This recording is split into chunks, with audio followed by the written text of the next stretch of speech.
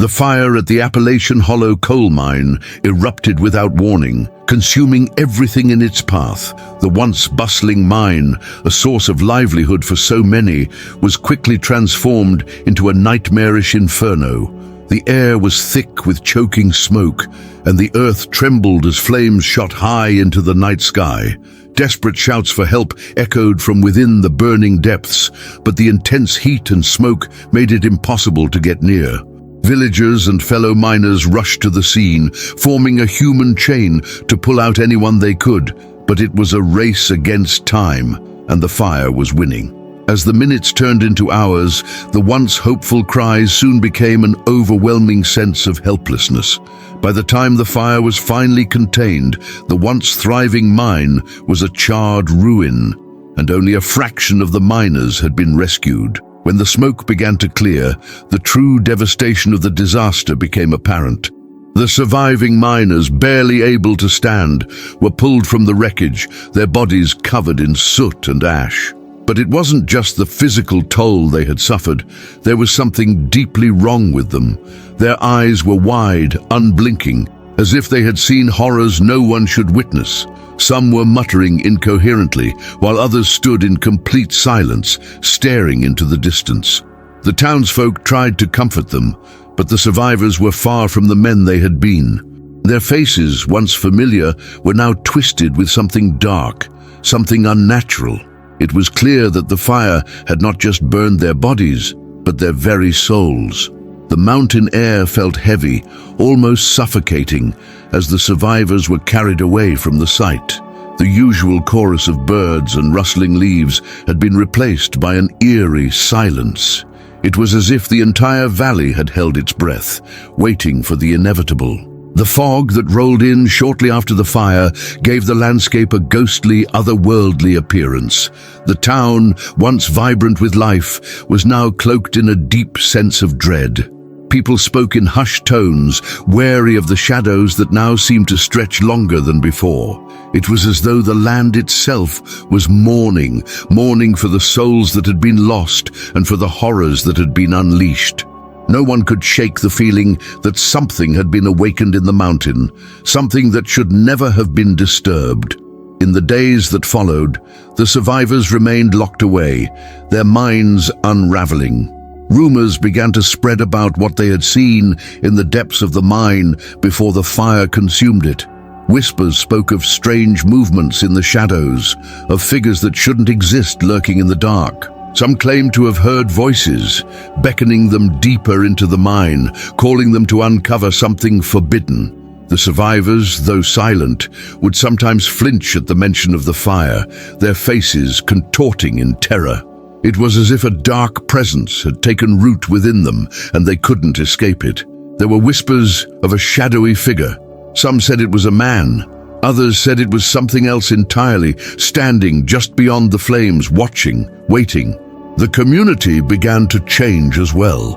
The once tight-knit village became fractured, divided by fear and suspicion. Many refused to go near the mine's ruins, despite the coal company's efforts to rebuild. There was an unspoken agreement among the townsfolk to stay away from the site, as if the fire had left something behind, something that couldn't be erased. But the whispers continued to grow, spreading like wildfire. People spoke of the figure that had been seen in the smoke, a dark shape moving in and out of the shadows, as if it was searching for something. No one knew what it wanted, but one thing was certain. It had not been extinguished by the fire, and it was not finished. As time passed, the survivors became more and more withdrawn, their minds consumed by visions of the fire and the figure that haunted their dreams. There was a palpable tension in the air as the town slowly descended into paranoia. Some of the miners claimed to have seen the figure again, walking among them in the streets, disappearing as quickly as it had appeared. Others said that the mine had become a place of unnatural quiet, the kind of silence that made the skin crawl. Whatever had been awakened by the fire was still out there, watching, waiting for the right moment to strike. No one knew what would happen next, but it was clear that the horrors of the mine were far from over. The wailing fire had only just begun to reveal its true terror. The survivors were returned to their homes, their bodies battered and minds broken. The fire had stripped away everything familiar, leaving only the husks of men who had glimpsed something far darker than they could comprehend. Yet amid the destruction, something was discovered, an old sealed ledger tucked away in the hidden depths of the mine. It was a simple book, bound in worn leather, its pages filled with scribbled accounts that seemed unremarkable at first. But as the miners began to piece together its contents, they realized the horrifying truth. It wasn't just a record of coal shipments or workers' wages. The ledger detailed illegal activities of the coal company, covering up tragic accidents, bribery of officials, and a web of deceit that spanned decades. But what truly shook them were the final entries, mentions of something much darker, something that was hidden beneath the earth itself. With the ledger in hand, the miners returned to their quiet homes in Appalachian Hollow. But nothing was the same anymore. The once peaceful village now felt oppressive, as if the very land had become heavy with fear. The homes that once felt warm now stood like silent sentinels, their windows dark and lifeless. The wind howled through the trees at night, its eerie whispers carrying with them a sense of unease. The usual sounds of crickets and birds had fallen silent, as though the woods themselves were waiting for something, or perhaps watching. Every corner of the hollow seemed to be cast in shadow, and every footstep echoed far too loudly in the stillness. The survivors tried to settle back into their lives, but the weight of the secret they carried kept them from finding peace. The memories of the fire still haunted their minds, but the discovery of the ledger had planted a seed of dread that grew stronger with each passing day. They began to see shadows where there were none, and hear footsteps when they were alone. It was as if the very act of uncovering the ledger had awakened something that wanted to remain buried. Each of them felt the pull of the truth, but fear kept them from speaking of it. They knew that exposing the contents of the ledger would not only destroy the coal company, but also expose the dark forces at play in Appalachian Hollow. But the weight of their silence was unbearable, and soon, one of the miners, unable to keep the truth to himself, made the fateful decision to speak. The miner's confession came by accident. While speaking with the local sheriff, he casually mentioned the ledger, not fully understanding the gravity of his words. The sheriff's reaction was immediate. His face turned pale, and his hand trembled slightly as he leaned in closer. "Where is it?" he asked, his voice low and tight with fear. The miner, still oblivious to the danger he had unleashed, innocently revealed the location of the ledger in the woods. As soon as the words left his mouth, he could feel the air change around them. The sheriff stood up quickly, his face hardening with an expression that no longer held any trace of curiosity. "You don't understand," the sheriff muttered under his breath, his voice cold with warning. "The truth is dangerous. You've all made a terrible mistake." From that moment, the oppressive atmosphere in the town grew heavier, as if the very air had become thick with suspicion. The sheriff, who had been a calm and composed figure in the town for years, now moved with a sense of urgency, his every step shadowed by a sense of dread. He warned the miners to stay silent, to bury the ledger and forget what they had found. But the miners couldn't forget. The images of the ledger's entries haunted them. The realization that the coal company had been involved in cover-ups, manipulating the town's very foundation, gnawed at them. But worse still were the final cryptic words they couldn't fully decipher. The fear they had felt in the mine was not over. It had followed them home, and it was only a matter of time before something would come for them, just as it had come for the others before. As the days passed, the town seemed to grow more oppressive. The wind howled louder at night, and the once welcoming woods now seemed ominous, full of hidden dangers. Whispers circulated, and people began to notice strange figures lurking in the shadows. Some of the miners, those most affected by what they had uncovered, began acting strangely, withdrawing into themselves or wandering the woods at night, speaking to unseen entities. It was as though the knowledge contained in the ledger was infecting their minds. As the sheriff's warnings grew more urgent, the survivors realized they were no longer just fighting against the coal company. They were fighting against something far more ancient, something that had been hidden beneath the land for far too long. As the survivors sat in the dim light of a fire, their conversation turned to the ledger and the sinister secrets it contained. The weight of the truth seemed unbearable, and yet they couldn't bring themselves to destroy the book or share its contents with the world. Tensions were high, and every man knew that the coal company, and perhaps something far more malevolent, was watching them. As the fire crackled, one of the miners, Tom, stood up abruptly, his face pale and his expression distant. He muttered something about needing air, then disappeared into the night without a word. When morning came, Tom was nowhere to be found. His coat, worn and ragged, lay abandoned by the edge of the forest. But there were no signs of a struggle. The only evidence left behind was the unsettling feeling that he had simply vanished. The disappearance of Tom sent shockwaves through Appalachian Hollow.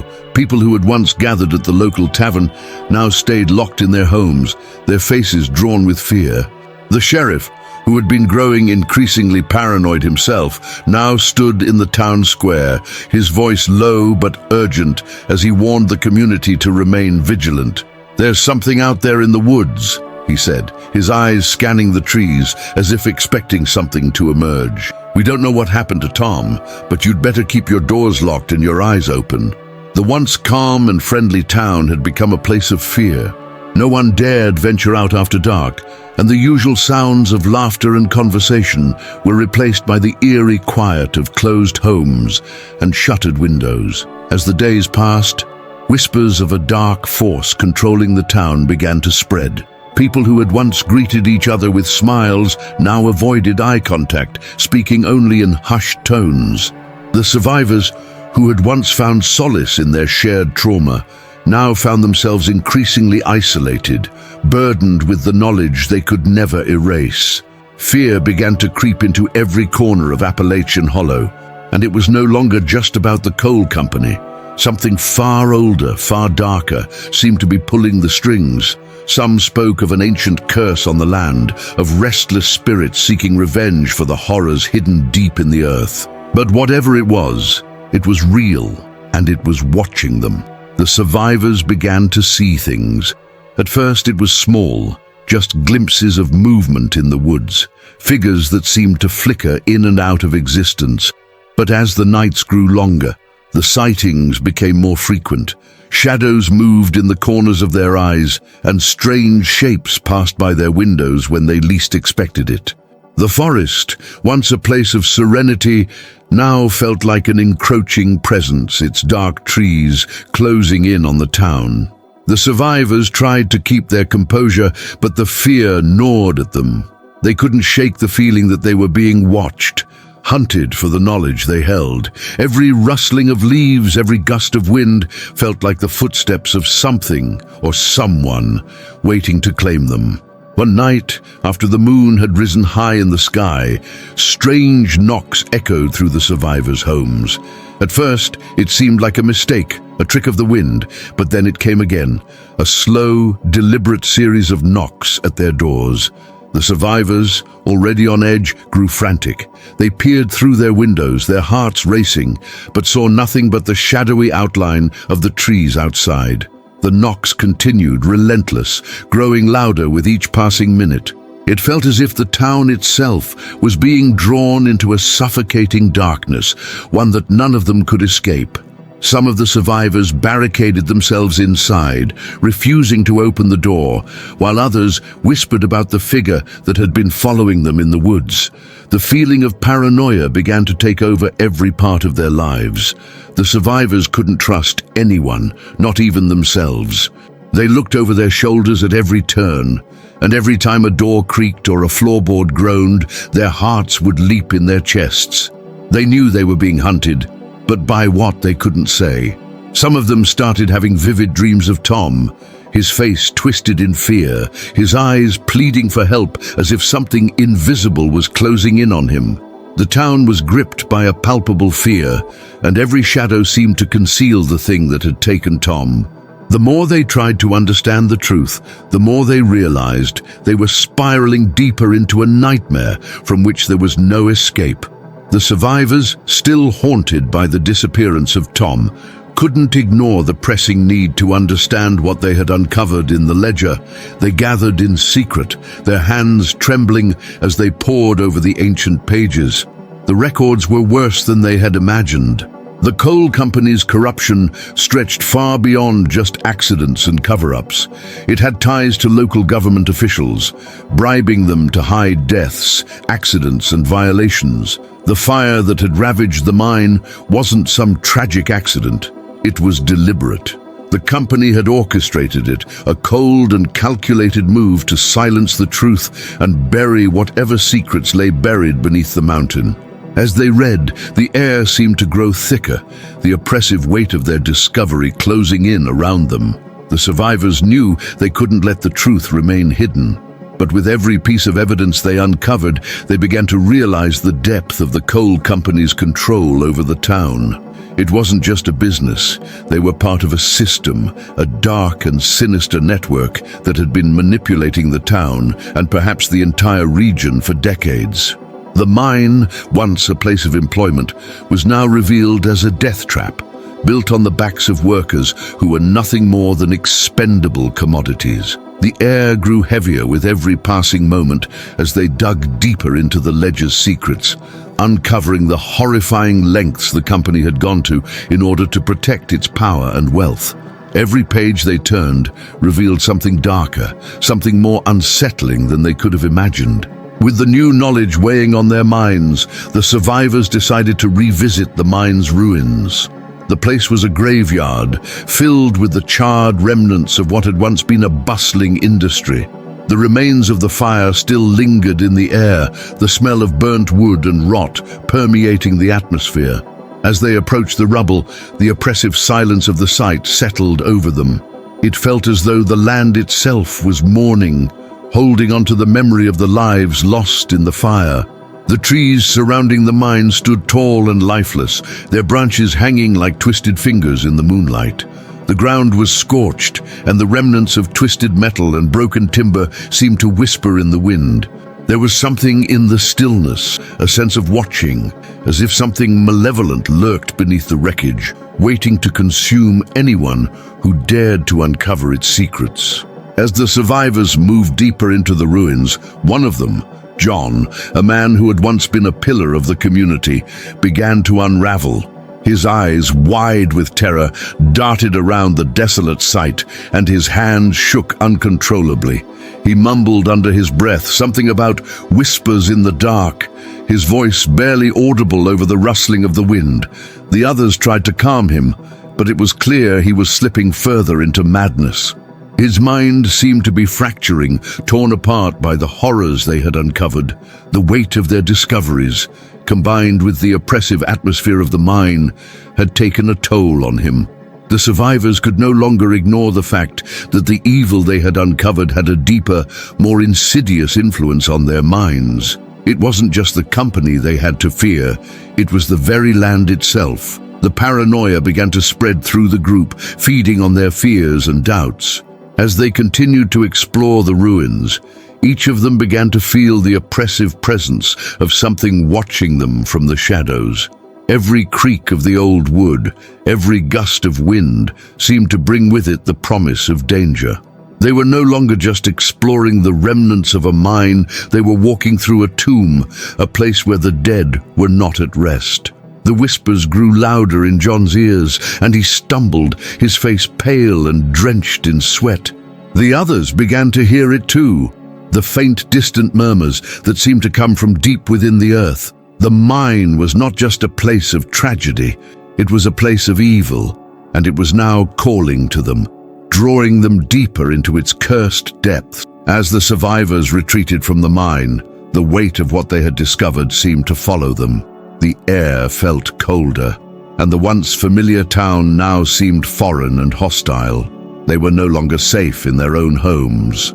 The walls seemed to close in around them as they heard the same whispers John had heard. Every shadow held the potential to conceal something far worse than the coal company's corruption. The survivors felt as though they were being hunted, not by the company, but by something ancient and malevolent that had been awakened by their investigation. Their minds were no longer their own. The curse of the coal company had spread far beyond the mines. It had taken root in their very souls, and there was no escaping it. The survivors, driven by a growing obsession to uncover the full extent of the secrets buried beneath the mine, made a bold decision to return to the wreckage. The mine's ruins still smoldered in the distance, but the stench of decay had settled into the land, mixing with the damp mountain air. As they descended into the depths of the wreckage, the walls of the mine seemed to whisper, creaking with each step they took. There was something suffocating about the place now, like the land itself was holding its breath, waiting for something. The deeper they ventured, the more they began to feel the weight of the place pressing down on them. It was no longer just the coal company they feared. Something far more ancient and dark had been awoken by their presence. After what felt like hours of navigating the twisted remains of the mine, the survivors stumbled upon something strange. Beneath a pile of charred wood and rubble, they discovered a hidden room, its entrance sealed by a massive stone door, cracked and weathered with age. It was unlike anything they had encountered before. This was not part of the mine as they knew it. The air in the room was cold and thick, with a heaviness that seemed to wrap around them, almost suffocating. The survivors hesitated for a moment, but curiosity and fear pushed them forward. As they entered the chamber, they could feel the temperature drop, the dampness seeping into their bones. The atmosphere felt alive, as if the walls themselves were watching them.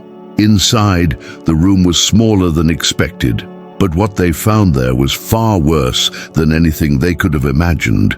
The walls were covered in strange ancient symbols, runes etched into the stone with a precision that seemed impossible. The symbols twisted and shifted in the dim light of their lanterns, seeming to move of their own accord. It was clear that this chamber was not a part of the mine's original construction. It was something far older, far more sinister. At the center of the room, sitting against the far wall, was a skeleton, a human remains, but unlike anything they had ever seen before. It was tightly gripping a charred ledger, its bones brittle and cracked. The ledger, however, was not old. It looked disturbingly recent, its pages scorched but still intact. The discovery of the ledger was enough to send a chill through the survivors. They gathered around the skeleton, cautiously reaching out to take the book from its skeletal hands. The pages were covered in smudged, faded ink, but they could make out parts of the text. It was a record, not of coal shipments, not of deaths, but something far darker. The entries detailed rituals, ancient rites conducted in the depths of the mine, involving sacrifices to an entity beneath the earth. The writing hinted at something malevolent, something that had been bound to the mine long before the coal company had ever set foot there. As they read, the air grew colder, and the very walls seemed to pulse with a strange, unsettling energy. The survivors realized that they had not just uncovered a hidden room, they had unearthed something far worse. As the survivors lingered in the room, the atmosphere became even more oppressive. A creeping dread settled over them, and strange hallucinations began to take hold. At first, it was just small flashes, flickers of fire in the corner of their vision, quick shadows darting in the darkness. But then the sounds began. Faint footsteps echoed through the chamber, though no one was moving.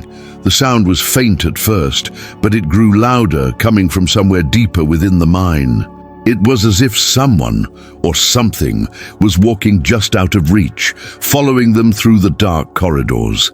The survivors tried to call out to each other, but their voices were drowned out by the thudding of their own heartbeat, as if the mine itself was responding to their intrusion. The walls seemed to press in on them, the air becoming thick with an oppressive force. The hallucinations grew worse as they tried to leave the room. The survivors could no longer tell if the sounds were real or imagined.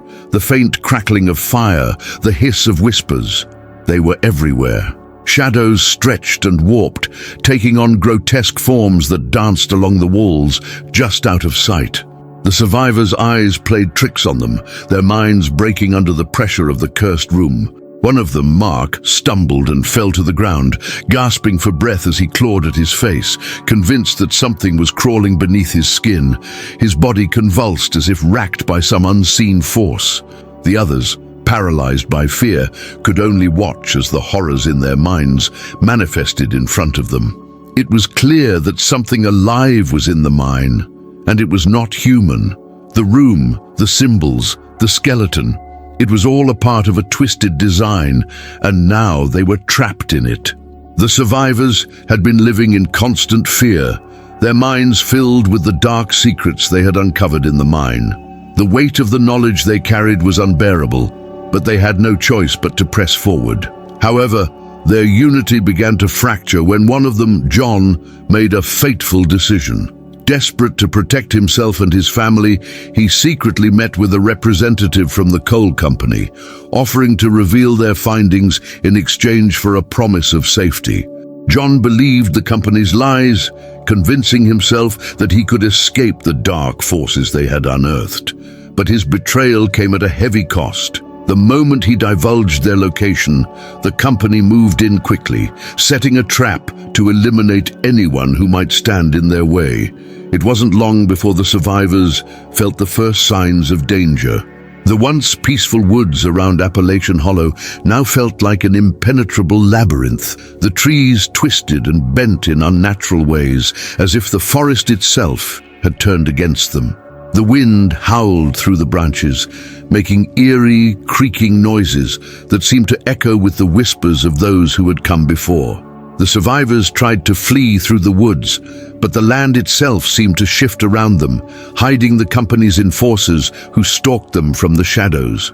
Every step they took was met with the sensation of being followed, of something lurking just out of sight, waiting for the right moment to strike. The tension in the air was palpable as the survivors split into smaller groups, hoping to escape the enforcers' reach. But the company's forces were relentless.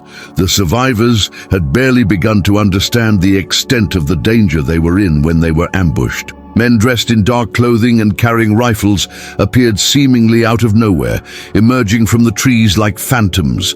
The survivors fought back, but they were outmatched, and the enforcers were too numerous. One by one, they were captured and dragged into the shadows, their cries muffled by the dense foliage. The forest, once their home, had become a prison from which there was no escape. They were no longer just fighting the company. They were fighting against the land itself, which seemed to be conspiring with their enemies. The survivors who managed to evade capture were left in a state of shock and despair. The woods that had once felt like a safe haven now felt suffocating, the trees pressing in around them like the walls of a tomb. As they tried to regroup and find a way out, the atmosphere seemed to grow heavier, darker. It was as if the forest itself was alive, watching them, guiding the company's enforcers to their hiding spots. Every rustle of leaves, every snap of a twig sent their hearts racing, and every shadow seemed to shift and move on its own. They could no longer trust the land they had once known. Everything had become an enemy. They were no longer fighting for the truth. They were fighting for their lives. The enforcers were closing in, their presence growing stronger with every passing moment. The survivors, exhausted and terrified, began to notice something even more disturbing. The unnatural feeling they had experienced in the mine, the oppressive sense of something watching them, was now in the woods as well. It was as though the very ground beneath their feet had turned against them, shifting and moving with a malevolent intent. The trees twisted into grotesque shapes, blocking their path and leading them further into the labyrinth of the forest. They could hear faint whispers on the wind, voices that seemed to come from nowhere and everywhere at once, speaking in a language they couldn't understand. The very air around them felt thick with something unnatural, as though the land itself had been twisted by the darkness they had uncovered. As the survivors stumbled through the woods, desperate to escape the company's reach, they began to feel an overwhelming sense of dread. The land, once familiar and comforting, had become an extension of the evil they had uncovered. It was as if the mine's curse had spread, infecting everything it touched. The trees seemed to close in around them, and the ground beneath their feet became soft, like it was sucking them in. Every step was met with the feeling of being watched, the sensation of something lurking just beyond their line of sight.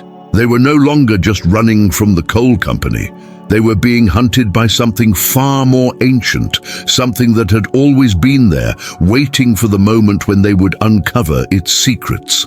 The land itself had become their greatest enemy, and there was nowhere left to hide. As the survivors made their way deeper into the woods, hoping to outrun the enforcers and the cursed land that had turned against them, a new terror gripped the heart of Appalachian Hollow. The familiar crackle of fire broke the silence of the night, louder and fiercer than before. The town, once a place of refuge, was now engulfed in flames. The fire that had once destroyed the mine had returned, but this time it was not just an accident. The coal company, desperate to silence the survivors and bury the truth forever, had triggered the inferno. This fire burned with a ferocity and intelligence that felt unnatural, almost as though it were alive. The flames moved with purpose, spreading with a wrathful hunger, and the survivors realized that they weren't just fleeing from men anymore. They were fleeing from something far darker. As the fire swept through the town, the once peaceful Appalachian Hollow was reduced to chaos. The streets, once lined with humble cottages and shops, were now ablaze, the fire casting long, flickering shadows across the landscape. The smoke rose like a thick, suffocating veil, blurring the town and turning the world into a haze of orange and black. The survivors, desperate to escape, ran through the streets, dodging falling embers and choking on the smoke. But as they tried to flee, they couldn't shake the feeling that the fire was moving with them, following their every step. It wasn't just consuming the town, it was hunting them, as though it knew exactly where they were at all times, waiting for the right moment to strike. The flames roared like a living beast, consuming everything in its path. And yet, it was more than just a destructive force. It was personal. The survivors couldn't understand it, but the fire seemed to be targeting them specifically, appearing in places it shouldn't be. They would turn a corner and find flames springing up from the ground, rising out of nowhere, as though the earth itself had been set alight. Buildings that should have been safe from the blaze suddenly erupted in flames, the fire following their every move. It was as if the town itself had become part of the fire's rage. The survivors realized with a growing horror that the fire had a mind of its own, and they were its prey. As the survivors ran through the now burning streets, their hearts pounded in their chests and their lungs burned with every breath they took. The air was thick with ash and smoke, and the heat was unbearable. The once familiar roads had become a maze of fire and destruction, with no clear escape. It felt as if the very ground beneath their feet was shifting, the earth itself burning with anger. They could hear the distant cries of people trapped by the flames, but there was nothing they could do. The fire seemed to be everywhere, closing in around them, and with each passing second, it felt as though the town was getting smaller, the flames consuming it piece by piece. They had once called this place home, but now it was a war zone, a hellish nightmare from which there was no escape. In the midst of the chaos, the survivors saw something that made their blood run cold, a figure walking through the flames. The silhouette was dark and unnatural, moving through the inferno as if untouched by the heat. It was as if the fire itself had birthed a shadow, a ghostly presence that walked among the flames. The survivors couldn't make out any details, but they felt its gaze, a suffocating pressure that made their skin crawl. The figure seemed to be watching them, waiting, and as it moved, the fire seemed to shift, following its every movement. The survivors realized with growing dread that this wasn't just a natural disaster. It was a force, something that had been set in motion long before they ever stumbled upon the mine's secrets. As the fire raged on, the survivors grew desperate. Every attempt to escape was met with more flames, more heat, and more destruction. They tried to reach the outskirts of town, but the fire tracked them like a predator, appearing in places it had no right to be. The land itself seemed to be alive with rage, as though it had become part of the coal company's plan to erase everything the survivors had uncovered. There was no way out, no safe haven to retreat to. The town was burning with an intensity that was not just physical, but almost supernatural. The fire, driven by a malevolent force, seemed to have a life of its own, and the survivors knew that if they didn't escape soon, they would be consumed by it, just like the town itself. Time was running out. As the last remaining survivors descended into the heart of the mine, they were greeted by a sight that would haunt them forever. The once vast tunnels were now twisted and warped, consumed by an inferno that seemed to swirl in the very walls. The air was thick with smoke, the heat unbearable, and the once familiar path had transformed into a hellscape. The flames flickered and danced as if they had a life of their own, casting eerie shadows across the charred remains of the mine. The survivors knew they had reached the end, the point of no return. As they approached the center, they found the leaders of the coal company waiting, their faces cold and unreadable. It was here, in this infernal place, that the true nature of the fire and the company's control over the town would finally be revealed. The confrontation was nothing short of horrifying. The leaders of the company, long hidden behind their wealth and power, now stood before the survivors, their eyes empty of any remorse. It became clear that the fire wasn't just an attempt to erase the truth. It was part of a much darker ritual, a sacrifice designed to bind the town and its people to the company's will forever. The ritual had begun decades ago, and the fire had been the final step to ensure that the curse remained in place. The survivors realized with sickening clarity that the company had been feeding off the town's misery, using it as a tool to control not only the land, but the very souls of those who lived there. And the ledger, that cursed book, held the final key, a way to end it all, but at a terrible price. Standing in the heart of the mine, surrounded by the relentless fire, the survivors were faced with an impossible choice. The ledger could end the curse, but the cost was unimaginable. The ritual had been set in motion long before they had ever arrived, and destroying the ledger could unleash forces that were better left undisturbed. The survivors had uncovered the full extent of the company's dark dealings, but now they realized that the truth came at a price too high to bear. As the flames raged around them, they could feel the mine itself pushing back, as if it were alive, unwilling to let them go. They had no way of knowing whether the ledger's destruction would free them from the nightmare or plunge them into a deeper darkness. But one thing was certain: their final stand would determine not only their fate, but the fate of the town and its cursed legacy.